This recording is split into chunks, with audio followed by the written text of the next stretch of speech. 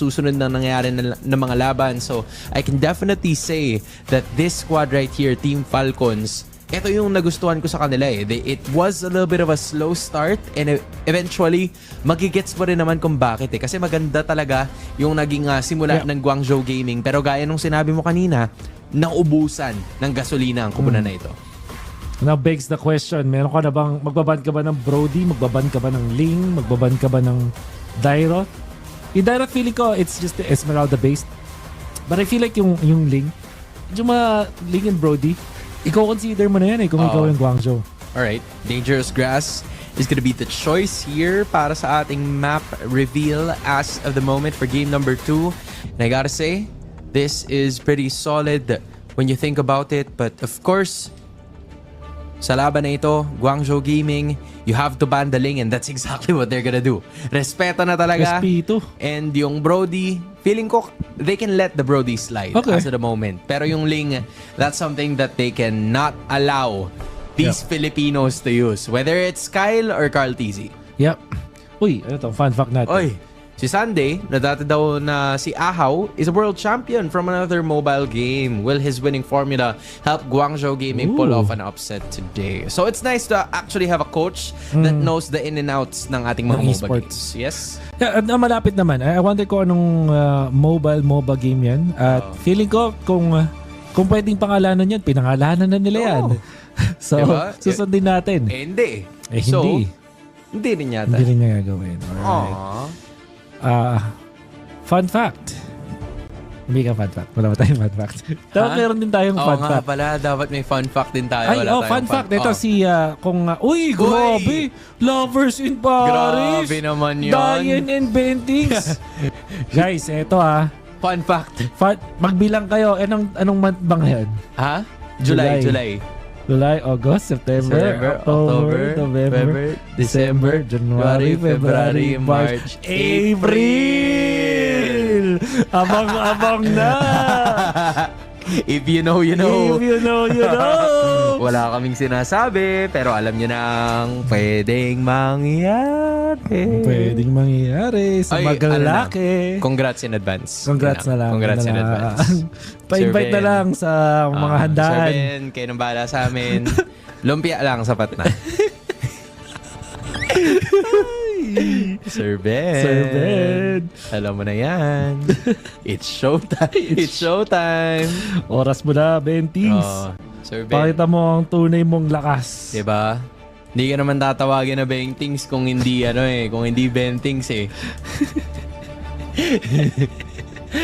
Uy, Dave, mag-asawa po si Ben yan. at si Diane Maglake. Ayan. Shoutout yan. Couple goals yan. Alright. Couple goals yan. Matic. Hirara is open para sa ating at kukunin na nila yan. Wala nang intro. Talagang kinuha nila kagad. Alam mo, marami nagsasabi na yung Hirara daw, like before, siguro last month, hindi siya heavily prioritized before. What makes it so prioritized now? Well, I guess yung pagkawala ng mga choices dun sa ibang mga tank junglers, which interestingly ay immediately ginamit dito ng Falcons. There is a good matchup para sa Akai up against si Hirara, so gotta be careful there if you're Guangzhou. Ngayon ba siya napipili? It's mainly because of that. And I'm actually surprised na finners pick to ng Guangzhou Gaming na ganun-ganun lang. And now they give Eudora as well as the Akai. Eudora we proved to be a really good hero.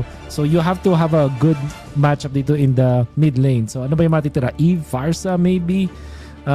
Eve actually lang ang option. Valen not good.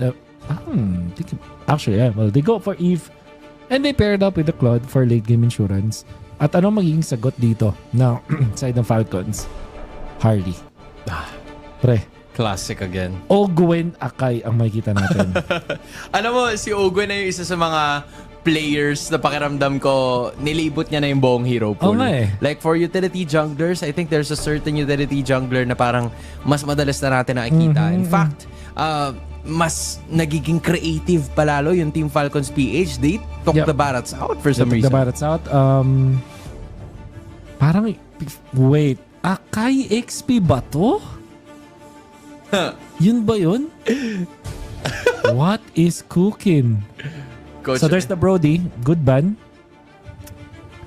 Okay, pag isa pang XP tong binan nila, it means XP na yung Akai. Whew.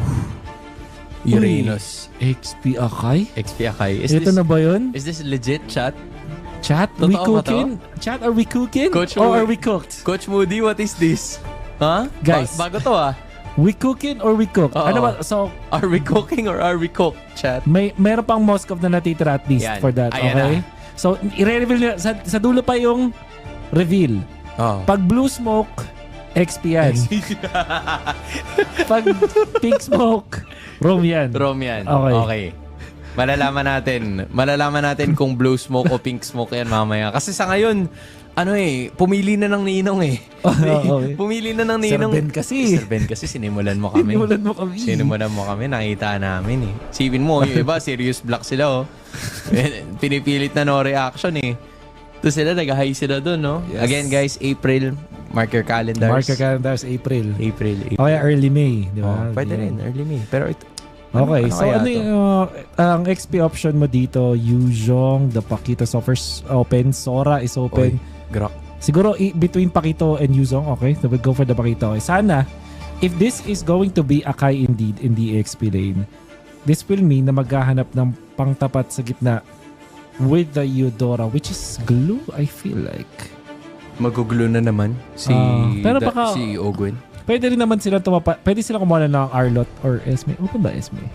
No. Esme is not open. So, kung pa dapat sa Paquito, Yuzhong or Sora. Sora nga. Yan. So, okay. Pink smoke tayo ngayon. Pink It's smoke. just the Akai Yan. on the roam. On the roam. At least hindi sila naging kumbaga may limits yung nila eh. May limits yung Pagka-abstract nila. Mm. 'Di ba? Ano yun yung scale malalaman kung wavelength. Hindi yung kung acidic ka. Litmus test. Nag-litmus test. Nag-litmus test sila. Na malalaman mo kung acidic. So far hindi naman, 'di ba? Yes, Sinaktuan lang talaga nila ng sobra, but Akai at the roam position. Some teams have been using this every now and then, pero syempre, mas nakilala natin yung Akai na umangat ng bahagya for a brief moment. That's Siguro right. during the Asian Games. Pagkatapos nun, hindi na talaga masyado since there's been a rise in the Assassins as of late. That's right. At we are now heading into the game as well. At the last time daw we saw na ganito ang naging setup, utility jungler, magaling talaga mag-macro ang side ng Team Falcons. Will we see them again like this? Moskov, of course, yung late game insurance ito ng Team Falcons. Decent matchup against the Claude. And I wonder kung paano nila lalaroin itong Hirara in front of a lot of lockdown mula sa Falcons. Yun nga, I think that's the reason why they picked up this kind of composition as well. The idea to stop itong si Recall na medyo mamalagi at talagang gumalaw ng sagaran. Guangzhou Gaming is gonna have to be careful with that in mind. Recall is gonna be doing the same. Flicker ay makagamit na kaagad. So, that's Guangzhou Gaming actually forcing one battle spell towards their favor. So, that's already a win for them in the first minute. Yeah. And syempre, ang mga rotations ni Kyle mamaya ang kailangan nating abangan. I'm actually surprised na hindi ba natin pinag-usapan yung Grok dito after me looking at the Grok for many times. Do I like it in this matchup? So, yun yung bigger question dito. I think it's not bad, pero tingin ko konti lang din yung ma-achieve niya dito sa Grok. We have to be really crafty with this. Kasi kung titingnan natin, Akai has that heavy spin para meron kang instant reset button kung sakali merong ulti. Moskov can easily dodge. Siyempre, naka-purify din yan. Harley is not a good and easy target, pero pag ganun, grabe yun! Men, isipin mo, 1-for-1 tapos naging 2-for-1 pa. Kasi nakita ko si Kyle doon eh. Na-envision. Oh my gosh, pumasok eh. Level 4 si Kyle. Level 3 itong si Recall. So, from that start of the fight, there was already a significant disadvantage para sa kupunan ng Guangzhou. Yes. It looked like they had the advantage from the start dahil sila yung nakakuha ng first blood. But eventually, the longer the game goes, it felt like it goes in our favor. And sa ating yung intel ata ng Guangzhou is kanina pa nag-purple buff itong si Kyle. So, hindi nila in-expect na nandun pa yung Harley. They might have felt na nasa kabilang side siya ng mapa. Kaya they thought that they could get an easy kill din sa may gitna. Now, they're gonna be going for this. Shifting Skies is gonna be utilized again. Pero si Recall, nakakuha na naman ng panibago. Blazing Duets is gonna be utilized. Hindi tatama yung SOD. But this is gonna be a lockdown. Pero wala pa naman yung level 4. Instead, it's gonna be knock-ups mula dito kay Flap. Nagagamitan naman ng heavy spin para mailigtas itong si Flap. And Ogwen is also gonna be going away out of there on skate. Parang nag-TikTok lang. Pindot kagad. Highlights na naman. Highlights na naman. Brazilian maxing. Again, mula dito sa Falcons. The way Ogwen saved his teammate. Tapos yung talon pa doon ni Flap moving forward with the flicker to get an elimination. Tapos nung siya na yung napapatumba, hindi in-expect ng Guangzhou Gaming na level 4 na bigla. Itong si Ogwen, popping that heavy spin, then the flicker out na buhay ng piso yung buhay. And Falcons now 1,400 ahead of the competition. At tingnan mo yun, nadamay pa patay yung purple buff nitong si Recall. So mas lalayo pa lalo yung kalamangan nitong si Kyle. Although, when you look at it, parehas level 6 ang dalawang junglers na ito. So, at some point, or kahit papano, nakakabawi naman in terms of the farm itong si Recall. Pero ang Team Falcons, they're holding on to this. Ogwen seems like nagagamit niya talaga yung kits at very well-mannered yung trigger discipline niya dito, using the heavy spin at perfect times, or really when it matters the most.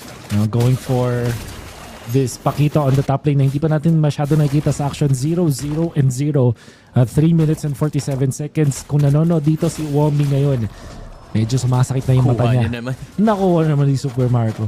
Yeah, we all know now, if you play the Pakito, you really have to take advantage of that hero. Dapat talaga hindi ka tumitigil sa pagiging aktibo sa mapa. In fact, nandun na naman yung Purify. Mapapagamit na naman itong si Sai, pero nabanatan siya nitong si Hachi, so that's gonna be a takedown. Instead, it's still gonna be okay. Si Ogwen, hindi na mabubuhay pa dahil sa RWM na yun. But a roam for a gold, that's an obvious win for Team Falcons. Nakapag-push pa. At naubos pa yung outer third energy shields para dun kay MOSKOV sa baba. And by the way, direct, we demand the replay. We have to see kung paano naipit ni Ogwen yun. Pero instead, lalaban na muna sila sa ngayon. It's gonna be a recall, retribution. Para kahit paano, meron namang small wins na makuha dito ang Guangzhou. But eventually, may knockups na ginaba. Tuloy-tuloy pa rin na magiging aksyon. Si Kyle ang babanatan at mukha siya mawawala sa pagkakataon na to. Instead, he's still going alive but not for long. Dahil makukuha siya nitong Guangzhou. Papalag pa rin naman ng Team Falcons. May is doing his best para mablock itong si X-Ying mula sa kanyang pagkakamatay. SOD is not gonna be able to hit. It would have been big kung sakali na tumama yon. Si Ogwen medyo naipit at lalaban pa rin sila ng tuloy-tuloy. Pero hindi na nila mahahabol ang Dragon Warrior as Guangzhou will be unable to take the roamer down. Guangzhou just not having the right pieces up against Team Falcons na nakakakuha ng tempo sa laban na to. Napapareact lang yung Guangzhou Gaming at sila yung napapagamit ng mga spells sila ng hindi maganda. Although they are getting the retributions on the turtle, which is a plus side para dito sa Guangzhou Gaming. But apart from that, they're not winning the teamfights because they don't have the proper pieces doon sa mga teamfights. I still have to look at this Pakito. Kailangan na talaga nila mag-activate. Lalong-lalo ngayon, meron ng Hunter Strike yan. They should not stop utilizing this Pakito now. Atol, medyo malamig pa. Medyo malamig pa yung SOD dito ni Supermarco. Sure, tinamaan niyo yung gold crab. Dahil doon ay lumamang siya ng bahagya in terms of gold. Pero sa malayuan ng mga SODs, hindi pa talaga tumatama yun completely. So, it could change this, it could change up some things in the future. Baka nga mas lumaki pa lalo yung kalamangan nila. Aside from this 1.5k na hawak-hawak nila sa ngayon. But I would say that they're in a pretty good spot. But as I say that, si Haji na naman ang kanilang mamataan. Pero majority of the ultimates have already been used. Kaya magbabakaway ang Guangzhou Gaming na wala sila na pala. Ito ora nakapiglas doon. Sa mga talon ulit ng Guangzhou Gaming, they will now start into the turtle at may nag-notify sa akin dito. Shoutouts kay Tio Ignacio na nanonood ngayon. Oy, oo nga. The best ka talaga, mamin. Shoutout sa'yo. Tsaka may nagpapa-shoutout din pala si Denise Baldesancho tsaka yung Clared family. Kung sino man kayo, mabuhay kayong lahat. Minabati ko si D-Nice Valdesancho. Ayan. Shoutout sa'yo. Buhatin mo kami. Buhatin mo kami. Ikaw nang bahala sa amin. Okay? Kasi nandito na rin naman tayo. Speaking of nandito na sila sa may bandang pagong. Si Ogwen continuously just showing himself every now and then. Pero may napili na siyang bunot. At ang bunot ay walang iba kundi ito si May. Pero mabubuhay pa naman siya. At yung retry makukuha na naman ng Guangzhou Gaming. Flap ay dito pulasan na naman ng mga members ng Team Falcons. Instead, it's gonna be an AOK team fight para sa kupunan ng Guangzhou. It's a 1-for-none na may kasama pang major objective.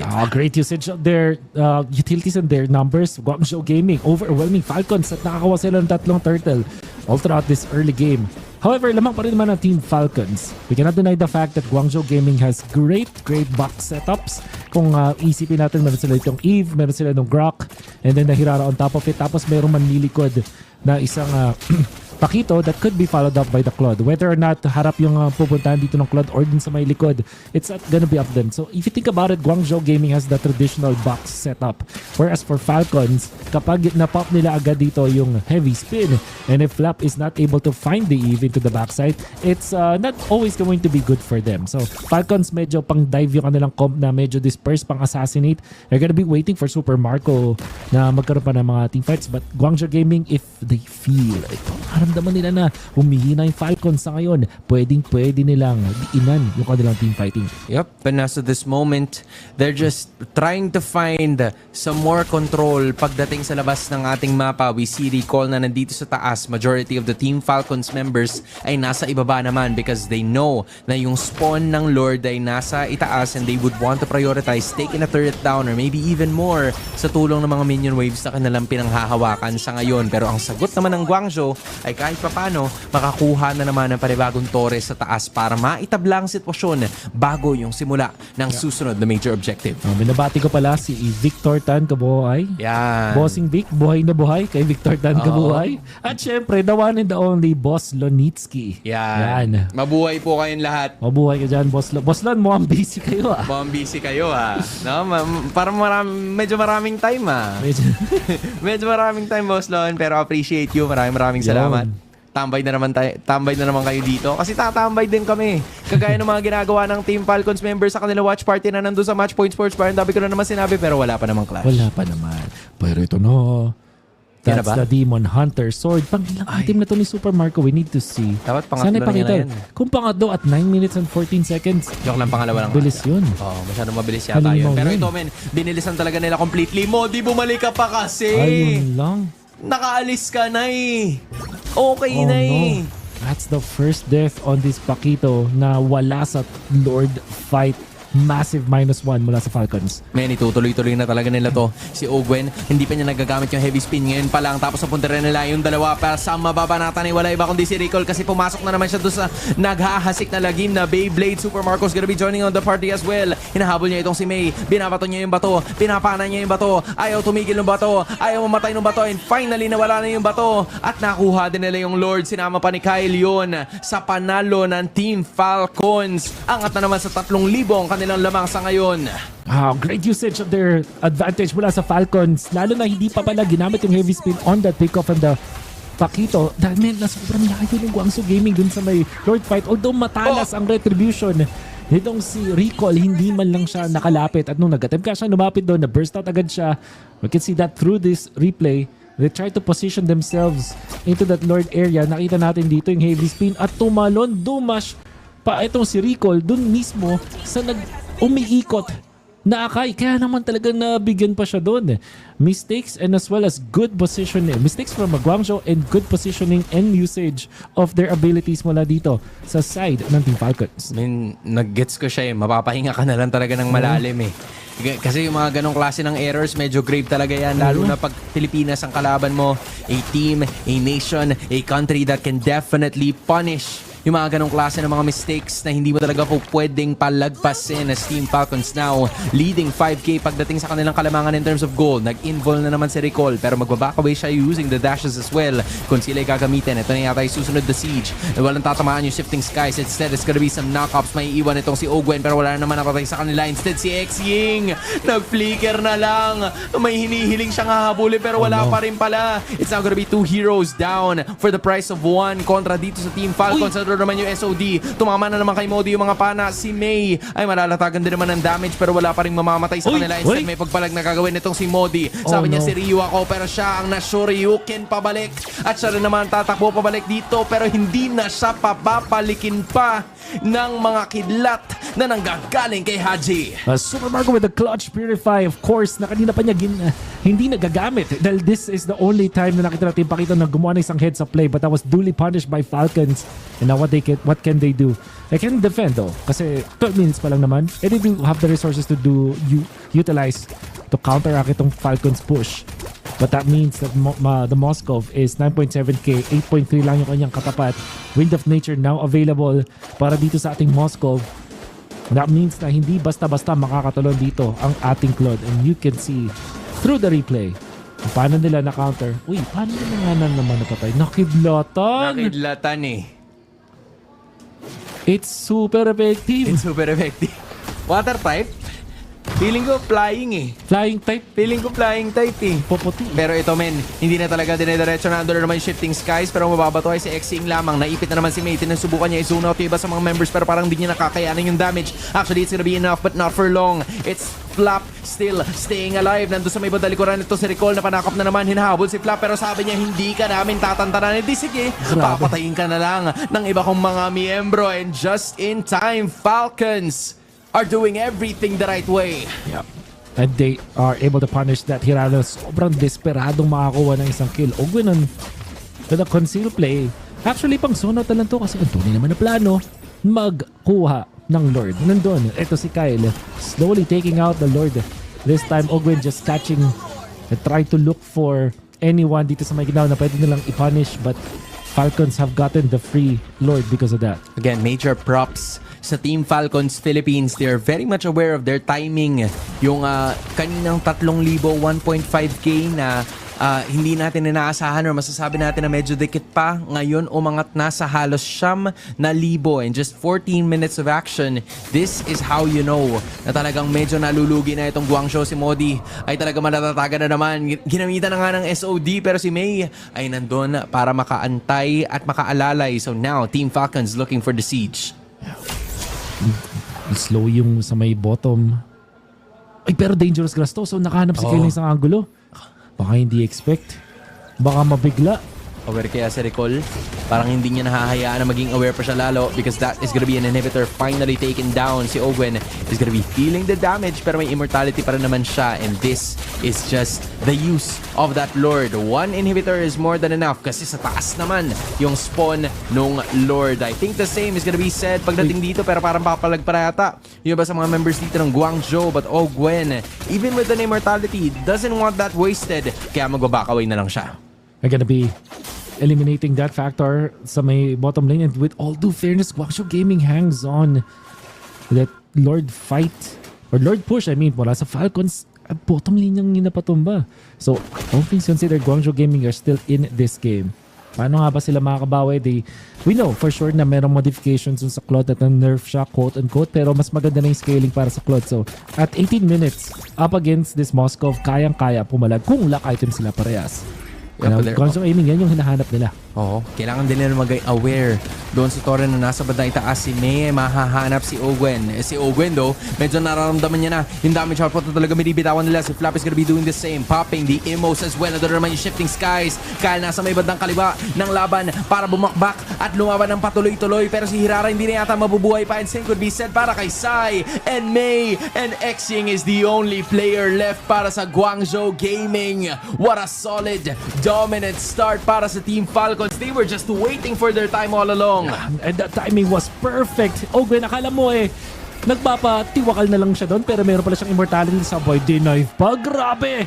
Team of Falcons are on the fire at ang daming nag-cheer mula doon sa Paris, watching our runners-up mula sa MPLPH Season 17 with a dominant victory, at may picture pa na #1 photo bomber ng Pinas, Jab Escotin. Jab Escotin, ibang klase ka talaga. Yon